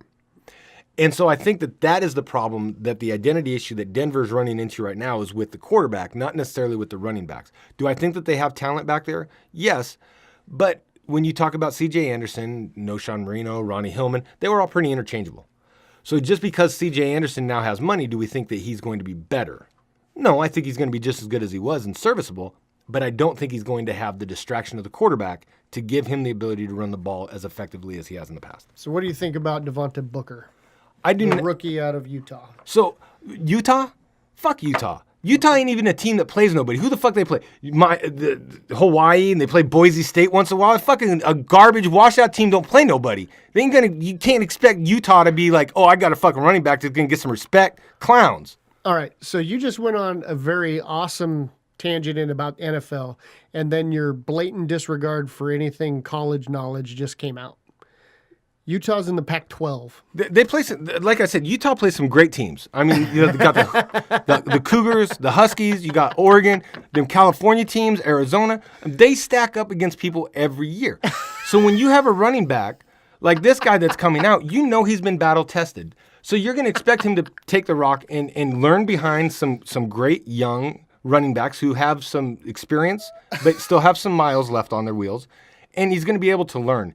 So I don't think that he may be the guy this year, but with that much experience behind him, there's definitely a future for him. You are an idiot. But there's a future there. So now I'll give my take.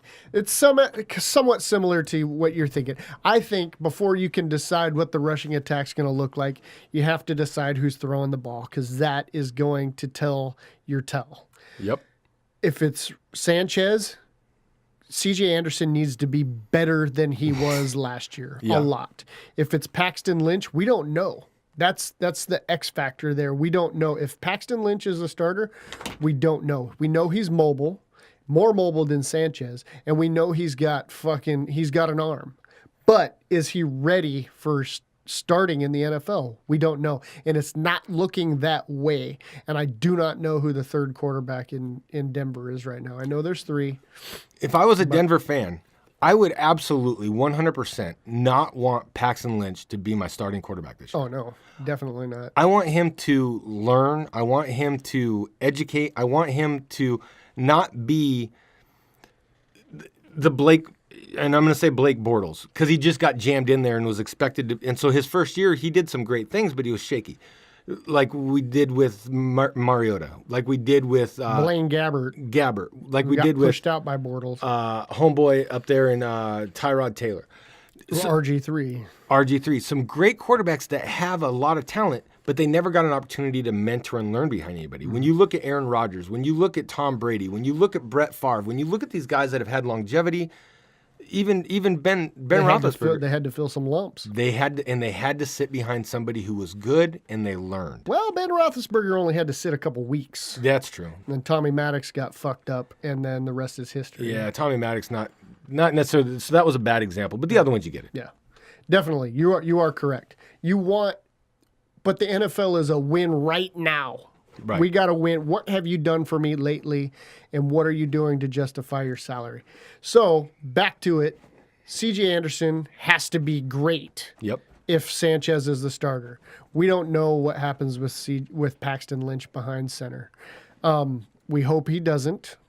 As a football fan and you want to see guys succeed, we hope he doesn't have to start. Right.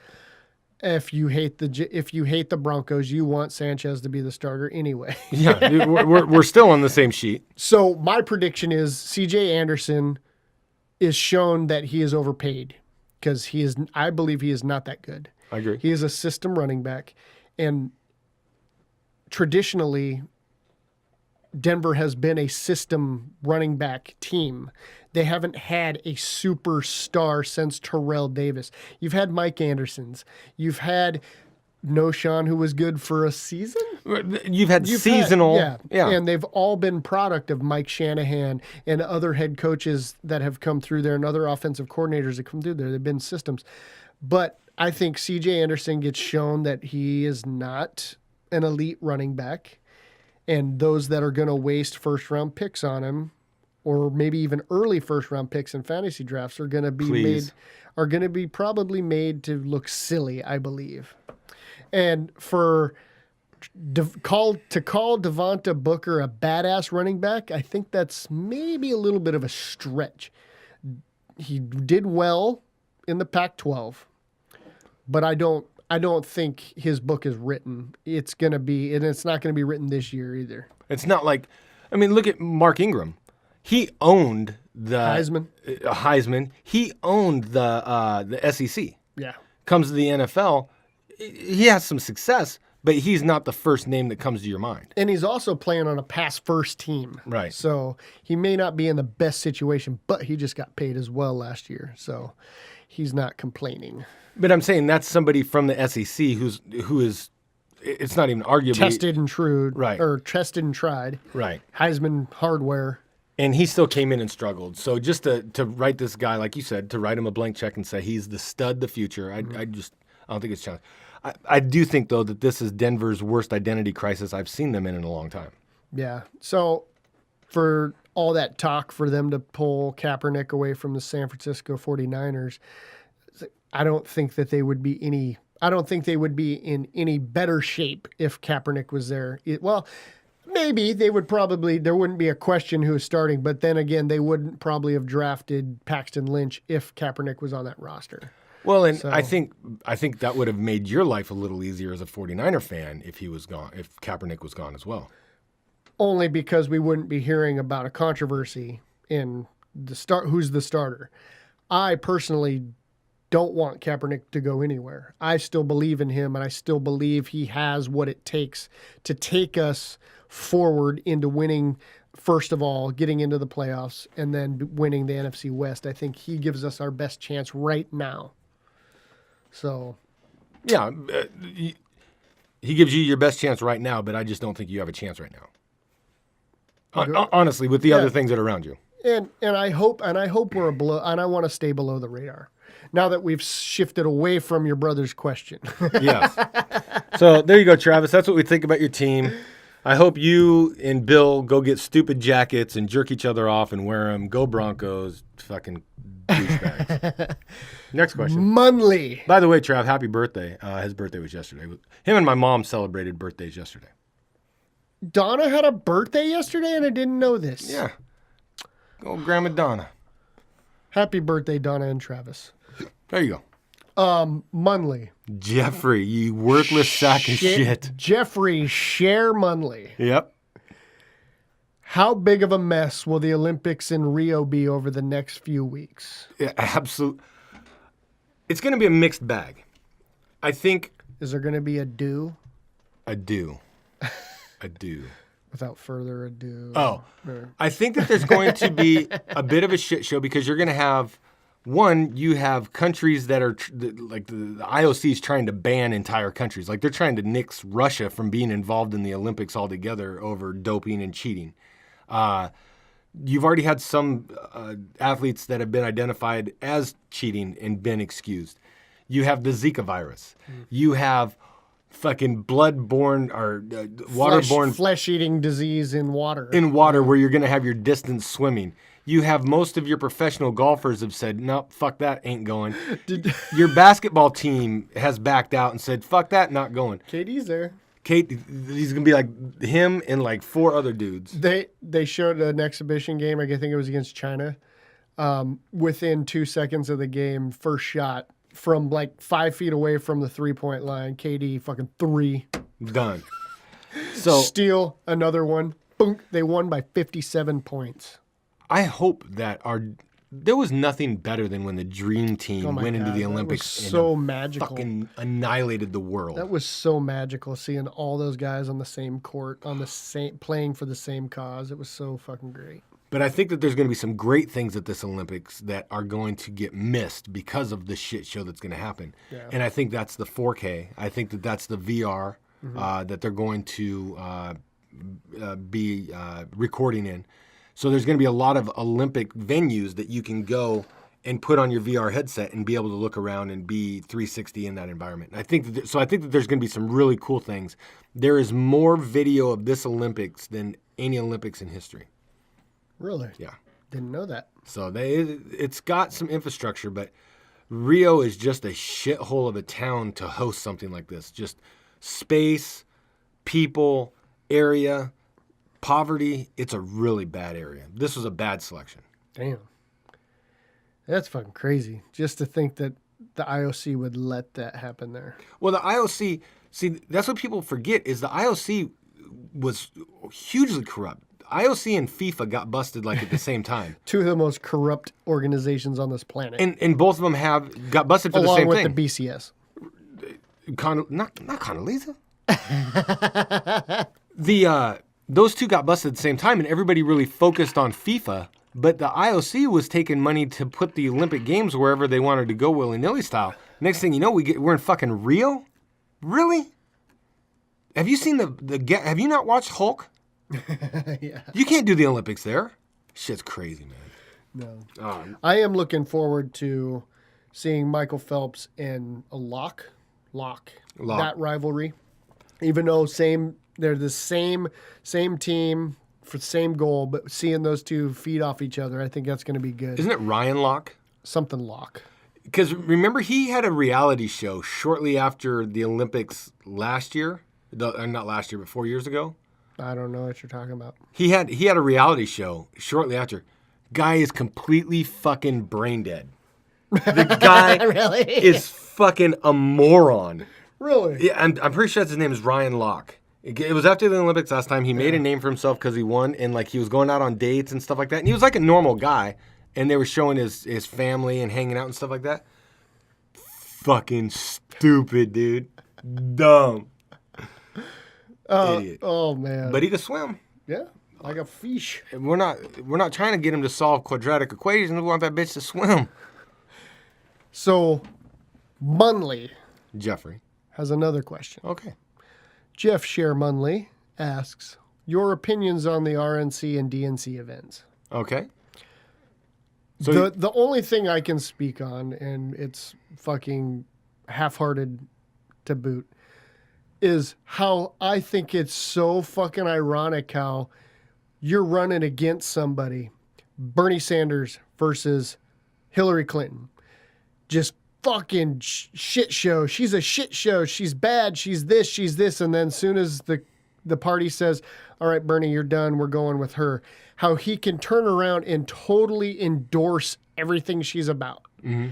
It's like, are you fucking kidding me? We're supposed to believe you and everything you were trying to say, and now you're like Hillary for president. Right. And it's like, no, fuck. I just don't like it, and I don't pay enough attention to it to speak intelligently on either party.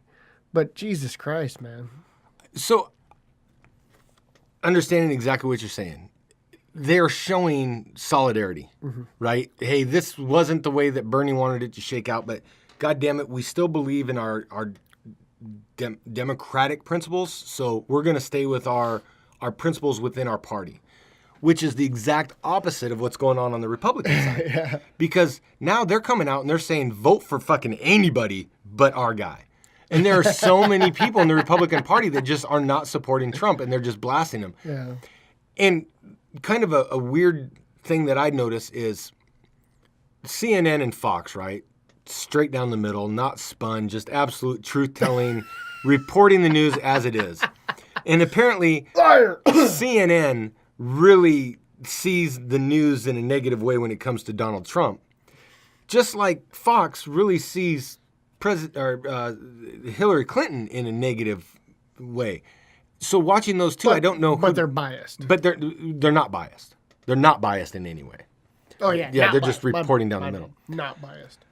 All of a sudden, the CNN is really supporting Hillary, and Fox, instead of supporting Trump the way that they had, they're showing all of the other people talking about like, maybe this isn't the guy for us. So it's been really weird to kind of see the Republicans who had been so strong going into this, because everybody was thinking Hillary was going to get brought up on charges and there was going to be an indictment. And there's people that have come out now that have said that Bernie absolutely won the popular vote, and it was just the shenanigans that put Hillary getting the nomination.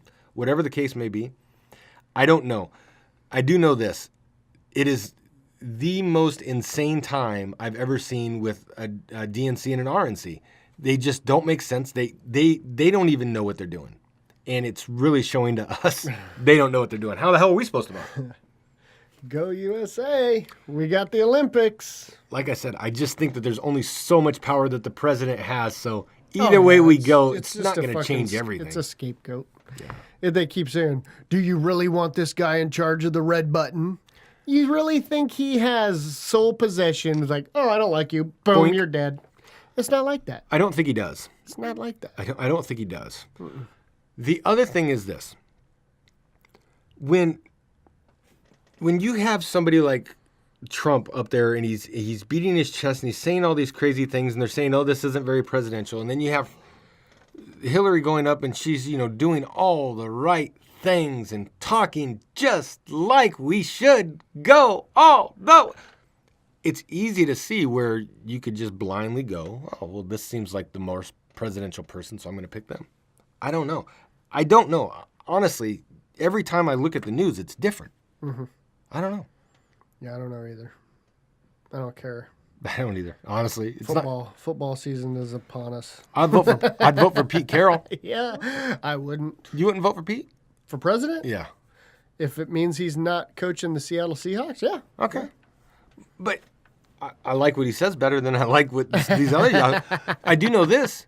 There's a lot of people that I don't trust on my Facebook, right? I know it's new, right? So I'm not there's very, very few people I trust when it comes to social media. Yeah, so there's very few people I trust. But I'll tell you, all of those people that I don't trust are all telling me to vote for the same person. Yeah. They're all lined up telling me to vote for the same person. Yeah. And I'm not going to sway anybody's vote here because that's not my job here at the Ed and Tom Show. I talk about both these motherfuckers as clowns. Clowns. Period. That's their job. Brown they get to clowns. be clowns. Speaking of clowns, What's up? the brown clown has a question for TNA. What's it got? In the G-spot. Now, this one's just because he's lazy. Say it ain't so. Lazy, and he wants us to do his research for him. I got you. He says, what's the cannabis scene look like on the island? Is it for medical purposes? Yes. I can tell him I have no fucking clue because I don't dabble in that. I can tell No you, clue. I know a little bit more. I don't personally dabble, but I know a dabbler or two. Mm-hmm. And I would tell you that, yes, it is medicinal on the island and that there are no dispensaries. So Are there farms? There are not legal growing farms. Okay. So, I know Chano could be looking at this for a business. I mean, he's coming out here. He could be trying to write this off, and so he's wanting to look at plots of land and how to do it. Mm-hmm. Or he's a giant fucking stoner, and he wants to get baked out of his brain when he gets here, and he wants to know if there's going to be anything available for him. I'm not sure which direction he's going. I'm probably going to say the previous one, as the responsible businessman who goes around threatening to rape men. Yes. So give me a call, Chano, and I can give you a little bit more insight on that. But we've had some guests here in the recent past that were able to educate others on said topic, if that makes sense. It doesn't make sense to me. I have no clue. All right. None. That's our last question. That Ed. was our last question? So what movie did you pick? I got that motherfucker? goddamn... I have been wanting to watch this movie, and I swore we watched it one time, Tom. And we haven't watched this movie because it's not on our list. What movie? Turbo Kid. We have not watched that movie. Did we had to have talked about it. Okay. We talked about it, and then something else had caught our eye. We're like, oh, no, this one. Ah. This movie, I have probably, if you're talking about Turbo Kid, I have Kid. skipped over it like, I don't know if I'll watch it. Now I have a reason to watch it. And I don't know if it's going to be a good reason. I've got 3 stars. I have 4. A teenage orphan in a post-apocalyptic world scuffles for survival. Scuffles. But when his friend is threatened, he becomes a superhero to save her. He just decides to be a superhero? Look at that glove. Yeah, that's a glove. I had that same glove when Nintendo came out with a Power Glove. That motherfucker. The Turbo Kid, this is going to be the shit. All right. I'll If it's not, it's your fault. I have watched like the first 10 minutes of this movie about 4 times. Only because I try to watch it like as I'm going to sleep. I thought it was fine. It was in English. It is in English. It is in English. Okay. So there we go. What do we have anything else? I think that's it, brother. I think that's it. And we did talk about cutting this one down a few minutes early. We did a long FIB. We did a long FIB, but after I There dropped... is content this week to be heard. Nice. I have a song ready for the show, so it's ready to go. It's gonna lay What down. are you gonna do? Is it a surprise? Surprise? Yeah. It's a surprise? It is because I don't remember. Oh, so it's a surprise for you. Surprise to me. People think this all the time, like he's just playing dumb. No, I really am that stupid when it comes to remembering shit. I have seen it firsthand. So- You are dumb. I am dumb. Anyways, that's the shit we got. Saturday. Saturday, 7:30, Dole Cannery, IMAX, Suicide Squad. It had better be. It's got to be good. God, it's gonna be better than that I last really, one. really hope for DC to do good on this one. I really hope for DC's sake. they Before do this. next week, do you think you can watch that Superman versus Batman and tell me? The extended? Yeah, the extended, and tell me if it fills in any holes. Yeah, I'll try. Okay. Yeah, I'll try. Yeah, if you get a chance to. Before when? Next week. Before we record. Yeah. Oh, most definitely. Yeah. Most definitely. So check this out. You can hit us up on the Facebook. You can hit us up on the Twitter. You can hit us up on the Gmail, the Instagram. the Instagram. I mean, anywhere. TheEdandTomShow.com. The website, the W's. You can go anywhere you want to go and find us because we're there for you. YouTube. iTunes. iTunes. All of it. We're here. tunes. We all tunes. RedTube. We're on RedTube? I am. What the fuck are you recording? It was some late night sessions with Callie. Oh, boy. Is that some bestiality shit? I mean, she learned it from Buster. What can I say? Buster's a bad influence. Buster's a bad influence. He's a Resident Evil pooch. Hey, so we're going to get out of here, Tom. Stay tuned next week for episode 35. We will probably be talking a little bit about what is happening to our Dale. Yes, sir. Hold on. And then we need to come up with something for 2 weeks from now. Oh, yes. Because you going back home again. Old Papa Tucker's retirement. Yeah, I got to go see old Papa Tucker off. So, and Mariah's birthday as well at the same time. So She should have been a boy. she should have been a boy, but she was a girl, so I got to go celebrate that birthday. So we'll come up with something. But episode 35 next week. Is she 21 yet? Should be 20. Oh, Should be 20. So she can't smoke yet. Or is it just Hawaii that does the No, that's 21? Hawaii does the smoking age of 21. Yeah, Hawaii I think it's does. just Hawaii. Yeah, I don't think it's gone worldwide. Although I did. Speaking of smoking, Kate pulled up on. She was going to bed. Pulled up on the internets. Frankie's in trouble again. Friends of Frankie? Our man Frankie owns a bar over there in Tacoma, yeah. called Frankie's, and he was known for letting people smoke cigarettes inside If you his were in a establishment. club. If you were part of the club, Friend of Frankie. friend of Frankie's.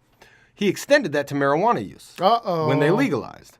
Well, the fuzz isn't real happy about that, so they shut him down. I think for 4 days he couldn't serve alcohol, and he had to pay a $500 fine. I thought it was legal. It is legal, but you can't do it in public. And whatever his little loophole to be able to do the Friends of Frankie wasn't working with weed. And so Oh, really? he had to do a fine or something. He didn't do any research? I don't know. Frankie's off his rocker, man. Okay. He's Well, a at good least dude. he's trying. He's trying. He's putting in he's getting the licks for those that are. He's paving the way for those that want to make a better USA. I'll be honest with you. He took a stand against smoking, right? He was like, I own a bar. I want people to be able to smoke in here. He spent a lot of his own money. He basically almost bankrupted himself fighting the state because they just kept dragging it out because they had unlimited resources. And he had to pay those lawyers. Mm-hmm. And he fought, and he ended up finding a way that he could provide that for his customers. So then he has a lot of loyal customers that came back and saw him. But then he also kind of lost a lot of customers too, because then like the military community, they got blacklisted once he started letting people smoke weed. Oh yeah, there's a big military family up there. Yeah, I mean you got like 3 military bases, right? Yeah, in pretty close proximity. So, anyways, I'm tired. I fucking talked to you for 2 hours. I'm done with your ass. I'm Eddie Rock. I'm Tommy T. And we out. Boom.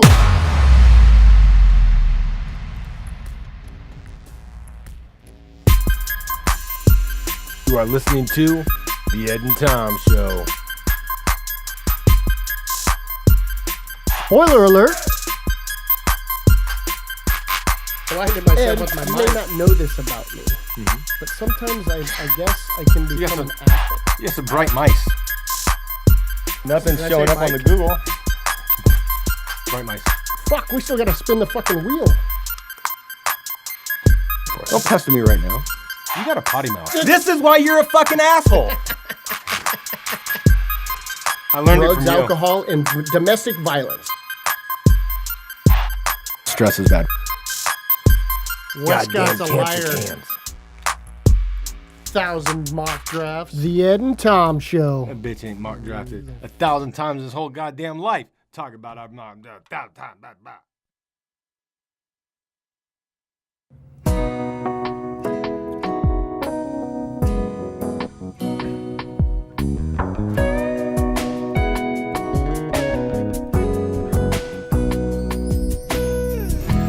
Day after day, I'm more confused.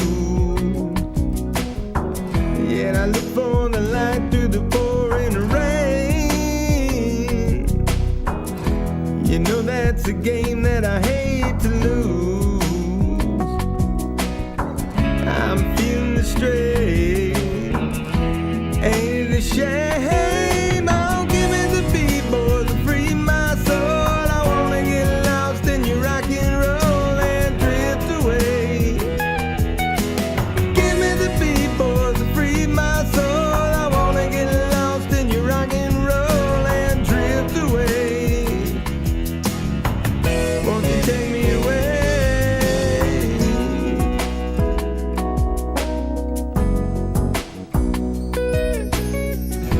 Beginning to think that I'm wasting time. I don't understand the things I do. The world outside looks so unkind. I'm counting on you to carry me through. Oh, give me the beat, boys, to free my soul. I wanna get lost in your rock and roll and drift away. Give me the beat, boys, to free my soul. I wanna get lost in your rock and roll and drift away. Oh, take me away.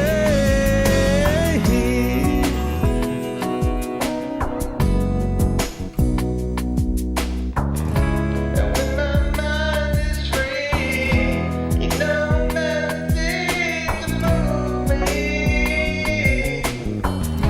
And when I'm feeling blue, the guitar comes through to soothe me.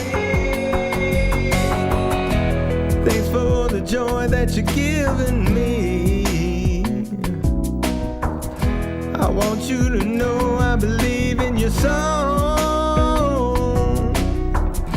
and rhythm and rhyme and harmony.